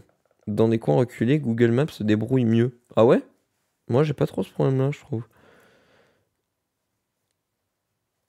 S'il y a bien un moment où notre cerveau est 100% dispo pour de la pub, c'est un feu rouge. Ouais, non, mais en vrai, je trouve que c'est vraiment bien intégré. C'est pas intrusif. C'est vrai qu'en fait, t'as rien d'autre à faire, donc tu regardes. Et même des fois, ils te mettent des sondages, genre, avez-vous vu ces marques dernièrement, etc. Et souvent, moi, je réponds. Parce que, genre, ça, en fait, t'es au feu rouge, donc t'as rien d'autre à faire. Coyote n'a pas été lancé pour signaler les radars de police. Si. Mais d'ailleurs, ça ne signale pas les radars, mais ça signale les zones de danger. Idem, ça fait des années que j'utilise Waze et je continue. Coyote, l'accès est payant de base, non. Ouais, en plus. Avant, il y avait vraiment un intérêt, il y avait une bonne communauté. Maintenant, je trouve que ça a vraiment. Déjà, c'est devenu cher à mort. Quand c'était moins cher que ça, Coyote. Et, et en plus de ça, je trouve que. En fait, Coyote, ça a un avantage, c'est pour tout ce qui est radar fixe. C'est intégré nativement. Et c'est bien intégré parce qu'en fait, t'as un signal sonore si tu dépasses la vitesse autorisée. Et sans rouler vite. Mais des fois, tu fais pas gaffe, t'es à 5 km/h au-dessus. Bah, je peux te dire que ça bip bien, tu vois. Ça t'arrache bien les oreilles. Et du coup, ça te dit, ah, ralentis, tu vois. Et ça signale bien quand il y a un radar. C'est le gros avantage pour ce qui est radar fixe. Pour ce qui est radar mobile, c'est mieux Waze. Les gens sont plus actifs. Waze, c'est Google Maps avec une interface par-dessus. Alors non, Waze, c'est vraiment une map très communautaire. Et alors peut-être que la base, c'est du Map, du Google Maps, mais sinon, non, il y a une énorme communauté derrière Waze. Hein. Waze, c'est. Attendez, hein, Waze, comment ça s'appelle? Creator Map? Map Editor, voilà. Je vais vous montrer. Attendez, mince, faut que je me connecte. Non, est-ce que je peux le faire sans me connecter? Ce serait cool. Voilà, essayez le mode d'entraînement. Je vais vous montrer. Tac, voilà. Et là, vous voyez, vous avez typiquement, là, voilà, vous allez sur Paris.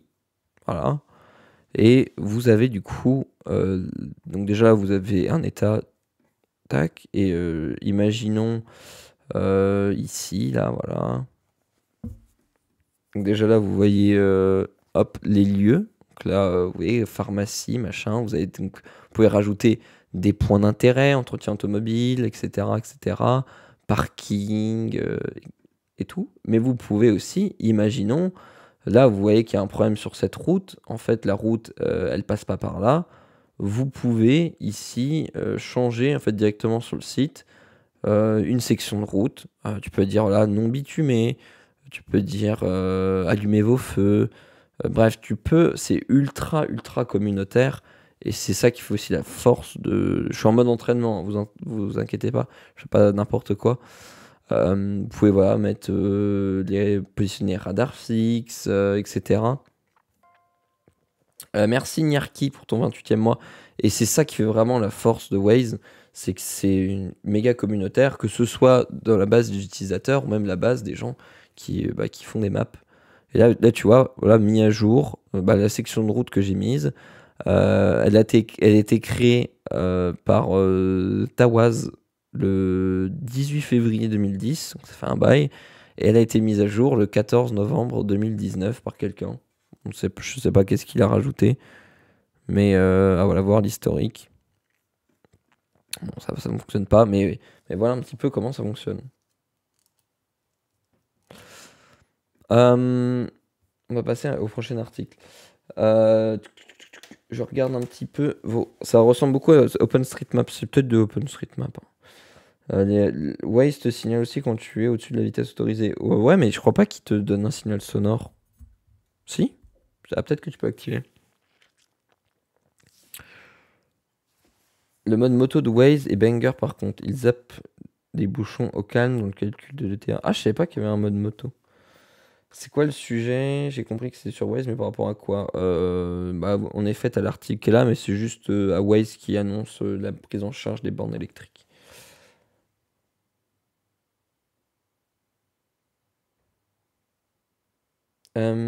Justement, je prépare ma playlist Spotify avant de démarrer à chaque fois, donc je touche très rarement au tel au volant. Donc oui, j'ai pas de quoi m'entraîner, je suppose. C'est quoi votre convo là? C'est comme changer de station radio, etc. Tu peux faire ça au volant. Ouais. Sur mon GPS autonome acheté en 2008, j'avais la fonction de trouver sur le trajet une station-service. C'est ouf que des fonctionnalités comme ça n'ont pas des options aussi utiles par rapport à un truc qui a 15 ans. Je suis tech itinérant. Bah après là c'est les bornes électriques, c'est pas les stations d'essence. Hein. Les stations d'essence c'est déjà depuis un long moment sur Waze. Et tu peux même aussi mettre à jour le tarif des comment? Comment? Des tarifs de l'essence. J'arrive plus, j'avais un bug. Super, le mode moto, il comprend que tu peux pas trop indiquer les dangers et part du principe que les embouteillages ne sont pas forcément un souci. Ah, tu vois, j'ai jamais testé mode moto. Après, j'ai plus de moto. J'en avais, mais elle est, c'est ciao. Suite à l'émission de Tech Team, la rue Sébastopol à Paris s'est retrouvée en sens unique et en travaux. T'en fais pas, c'était le mode entraînement, mais et d'ailleurs, je pense que t'as comment des c'est communautaire, donc tu vois, tu peux pas non plus faire n'importe quoi. Si tu changes un truc alors qu'il n'y a pas raison d'être, il y a quelqu'un qui va vérifier, quelqu'un qui va modifier. Il n'y a pas de mode vélo sur Waze, malheureusement. Et après, en d'autres côté, ce serait un petit peu. C'est pas le même usage, c'est vraiment focus voiture, moto, camion. Parce que vélo électrique, je pense que ça irait pas assez vite. Pour le coup, pour ce qui est vélo, etc., Google Maps, ça marche bien. C'est ce que j'utilise. Mais honnêtement, l'interface de Waze, je la trouve tellement, tellement cool. Bref, on ne va pas s'attarder plus longtemps sur Waze. On va parler du futur OS qui devrait être installé sur les Apple Glass. Apple Glass qui tournera a priori sous XROS, selon un récent dépôt de marque. Le nom de Reality OS, dont on entendait souvent parler ces derniers temps, qui avait en effet beaucoup circulé, serait peut-être plutôt XROS.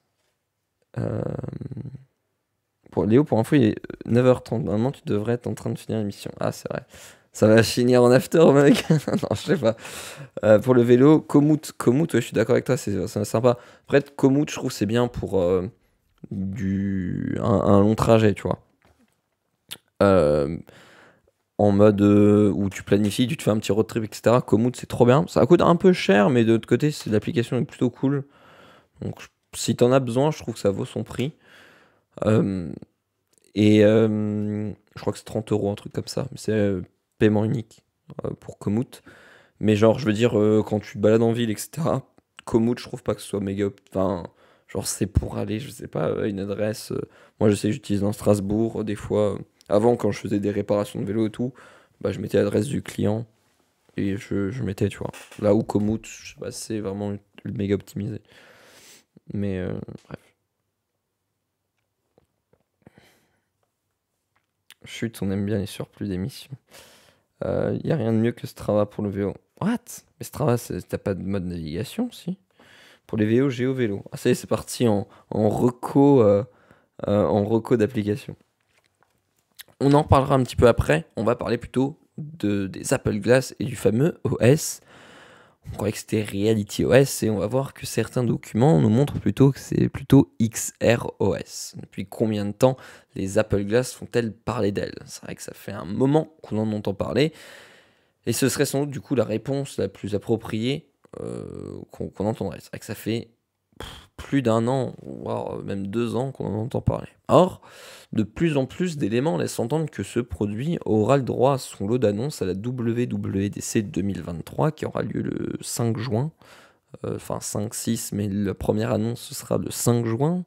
On en parlera d'ailleurs sur la chaîne Notech. Il y aura un live WWDC le lundi 5 juin. On le fait chaque année et il y en aura encore un, donc si vous n'êtes pas abonné, abonnez-vous.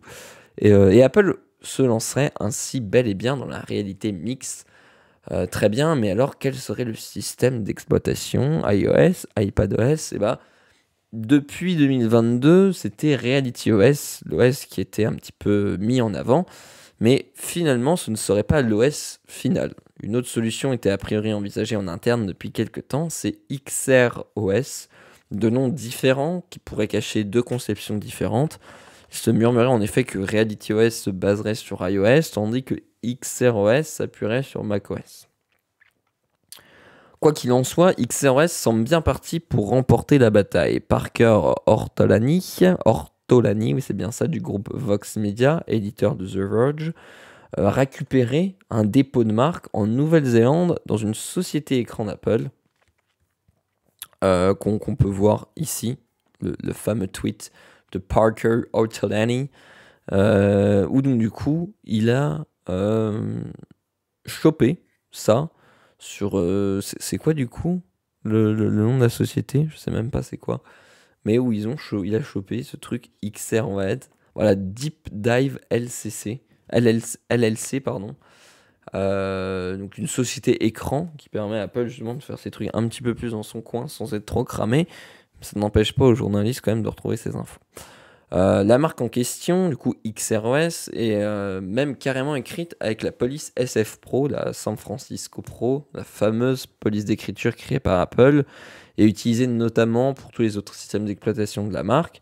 Le logo d'iOS ou macOS par exemple utilise également cette police. Apple ne s'est pas directement occupé du dossier pour garder un minimum de discrétion. À noter que ce sont vraiment l'apparition du logo avec des codes typographiques d'Apple qui constituent la nouveauté ici. La société écran avait d'ailleurs déjà fait une demande pour la marque XROS en Nouvelle-Zélande en janvier dernier. Cette nouvelle étape semble consacrer l'avènement de XROS au détriment de RealityOS, à moins qu'Apple ne nous réserve une surprise en faisant coexister deux OS pour éventuellement deux usages différents, ce qui serait étonnant de la part d'Apple. Une chose est cependant certaine, après ce nouvel indice, il y aura plus d'une personne déçue si la WWDC ne fait aucune mention au projet Apple Glass. Que l'on se rassure, la keynote d'ouverture promet d'être historique. Et ça, c'est bien vrai. Et XROS, je trouve quand même le nom assez mal choisi. Trop de consonnes. On dirait un nom de magie noire dans un jeu de rôle. Bon, ça va. C'est vrai que RealityOS, ça sonnait mieux. Mais bon, il doit y avoir des raisons. En tout cas, voilà. De toute façon, comme je l'ai dit, Glass ou Apple. Comme je l'ai dit,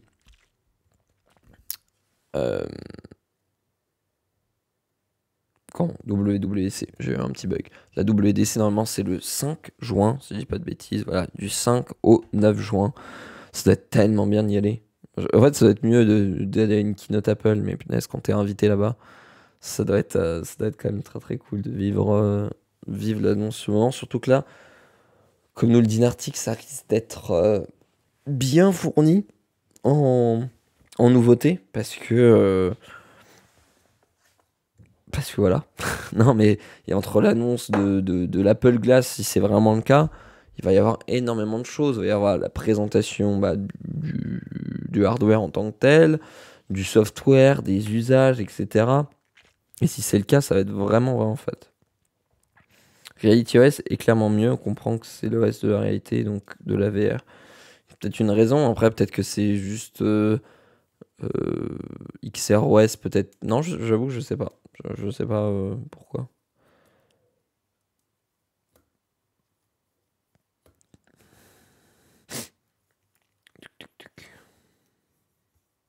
Je regarde. Ah, ça parle encore de l'ancien article.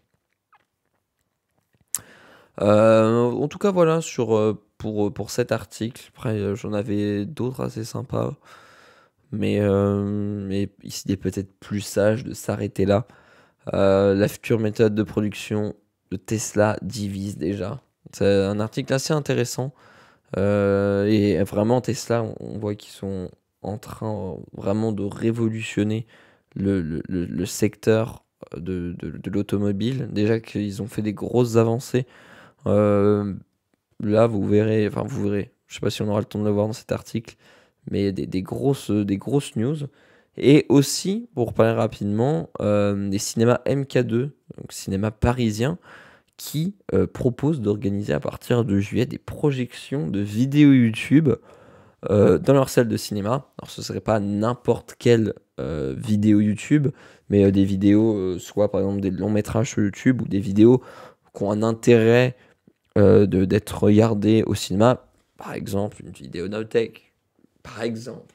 Non, mais justement, vraiment, c'est pour des productions souvent assez longues et quali, entre guillemets. Typiquement, Seb, en plus, Seb l'a déjà fait au Kyrgyzstan. Voilà, où il a fait un reportage de 1 heure. Bah, voilà, là, ça aurait son intérêt. Bon, pour le coup, il a fait une avant-première au cinéma, mais c'est typiquement ce genre de contenu qui serait push par MK2. Je trouve le concept pas trop mal, à voir ce que ça va rendre, quoi.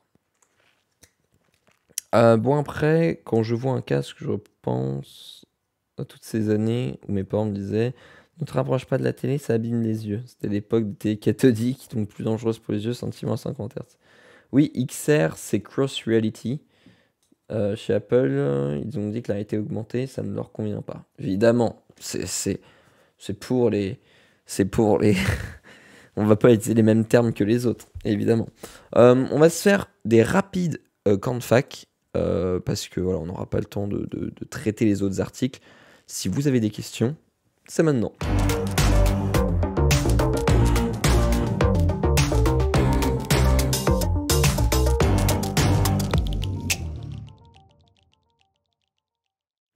Les cocos, les cocornes, les facs, les camps de fac, c'est le moment de poser vos questions. Si vous en avez, si vous n'en avez pas, on se casse. Tic, tic, tic. Je regarde d'ailleurs, j'avais mis d'autres articles. Je me tâte à faire l'aftermug, hein. Mais en vrai, non, ce n'est pas. Je sais pas si c'est très raisonnable. Hum. Le permis de conduire dématérialisé s'invite dans votre smartphone. Comprendre son fonctionnement. Ah, c'est intéressant ça. À partir de quand? Je ne sais pas. Oui, pour info, vu que Jérôme et Marion sont en vacances, il n'y aura pas de mug demain. Et ça jusqu'au 26 mai. Donc du coup, il n'y a que des mugs lundi, mercredi, vendredi. Vendredi, vous retrouverez notre cher Guillaume. Lundi, vous retrouverez également Guillaume. Vous me retrouverez encore mercredi prochain, normalement. Et voilà. Tu avais des questions, Wendigo? Tu as des rumeurs sur une sortie des WF-XM5? Pas du tout. Enfin, moi, j'ai pas vu de. J'ai pas vu de. euh, Qu'est-ce que je raconte? Oui, non, j'ai pas vu de rumeurs à propos de ça. Euh, Chocolatine, qu'en pense ChatGPT?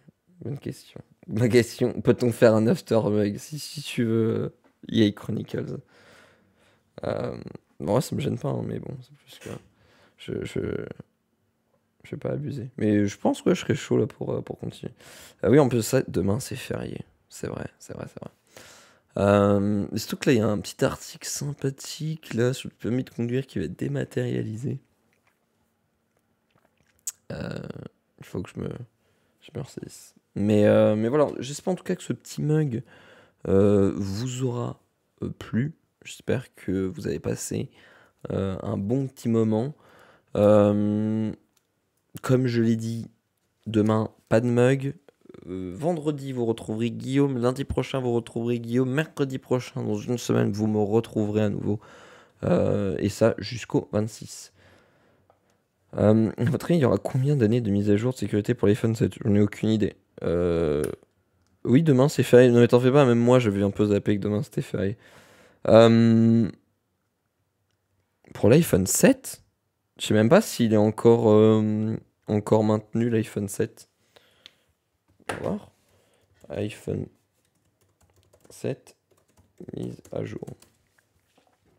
Je fais comment pour le café sans mug? Bah, tu te mates des replays. Euh,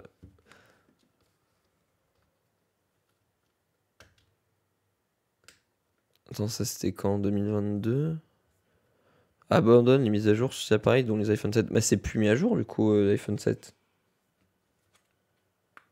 De ce que je vois. iOS 16, du moins, il n'est plus disponible sur l'iPhone 7. Si? Non, je crois pas. La fenêtre de répondre en nouvelle a choisi de déterminer les mises à jour, ça signifie. Non, c'est bloqué sur iOS 15. Oui, oui. Sur les mages de sécurité, oui, mais pas les mages iOS. D'ailleurs, la dernière fois que j'en avais parlé, justement, des fameuses mises à jour sur les iPhones, il y avait un mec qui m'était tombé dans les commentaires en mode oui, c'est complètement inconscient de dire que t'as aucun danger d'utiliser un iPhone qui est plus mis à jour. Euh, Bref, ça m'a fait marrer. Ouais, ça, il y a des mages de sécurité, aucune limite dans le temps. Bah, les mises à jour de sécurité, en fait, souvent, quand elles sont faites, c'est que c'est des mises à jour critiques. Je crois que ça a été fait sur des très vieux iPhones là, récemment. C'était sur des iPhone 6, je crois, ou un truc comme ça. Et, euh, et, et voilà, quoi. Du coup, je sais pas qu'est-ce que je te dis. Mais c'est assez aléatoire, en fait, les mises à jour de sécurité. Donc, bon. Euh, c'est assez aléatoire. Quoi qu'il en soit, c'est pas. Euh,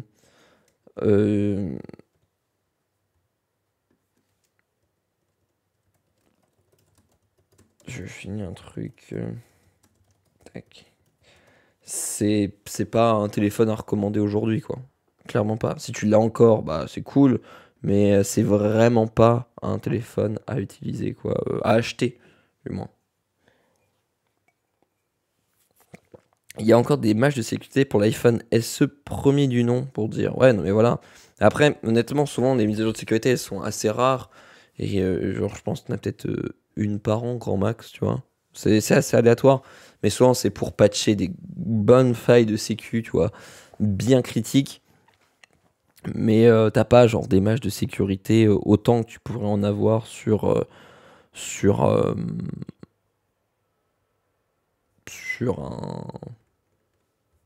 Pourquoi j'ai des bugs de parler comme ça? Sur un téléphone mis à jour. Mon vieux S7 n'était plus à jour pendant des années, mais quand il est devenu mon téléphone de backup, je lui ai collé une ROM custom avec des mises à jour de sécurité à jour pour ce dernier Android, alors qu'officiellement c'était le 8, le dernier. Ouais, bah après, c'est sûr qu'avec les ROM custom, c'est l'avantage de trucs de tel Android, c'est que tu peux vraiment les modifier. Pour le coup, c'est ROM custom, c'est quand même plus chiant, tu vois, genre à faire. Genre tu dois mettre en bootloader, machin, faire du side loading, je crois, dans mes vieux souvenirs. Après tu dois mettre Gapps, bref. Comment ça s'appelait le truc? Cyanogen mode, je crois, un truc comme ça. Mais t'avais plein. C'est l'avantage aussi de la commu Android, c'est que tu peux utiliser des custom ROM, etc. Après, souvent c'est un petit peu plus lent, même s'il y en a des fois qui sont bien optimisés. Mais voilà, ça s'adresse vraiment à une niche de personnes qui, qui, comment? Qui savent bidouiller leur téléphone, quoi. Genre, tu vas pas dire à ta mère, mets une custom ROM, tu vois. Ouais, c'est cool, c'est pas à la portée de tout le monde, mais c'est cool. Ouais, clairement, clairement. Moi, je me souviens, j'avais fait ça aussi sur des vieux. Je m'amusais à faire tourner des derniers Android sur des vieux trucs. Ça laguait à mort, mais euh, pour, euh, juste pour le plaisir, tu vois, de modifier, quoi. Très vieux HP Touch Patch, il y a une mise à jour. J'ai mis une alpha de CyanogenMod. Ah, CyanogenMod, les souvenirs, je me souviens. Ouais, c'est pas forcément facile pour les utilisateurs classiques, sauf sur les pixels, ça se route tellement rapidement. Ouais, ouais, ouais, clairement. Oui, oui, non, mais je sais, hein, sur c'est l'avantage des pixels, quoi. Tu perds tes mots, c'est le signe de la fatigue, que tu dois couper le mug. Tu as raison, Grolb. Leak de la prochaine vidéo sur comment utiliser une scie sur un mug. Quoi? Mais bref, ils ont raison dans le chat. Nos chers Samuel, nos chers modérateurs. On va s'arrêter là. Euh, je- Est-ce qu'on continue ou pas? En vrai, vas-y, je vais continuer. Mais sur la chaîne de Haut-Parleur, on se dit bisous. À la prochaine. Et puis voilà, on va continuer parce que j'ai envie de finir ce petit article. Euh, Même le chat fatigue, on dirait exactement. Mais on va finir ici. Est-ce que c'est bon pour et on se dit à la prochaine. Salut tout le monde. Où est-ce qu'est le générique? Ici.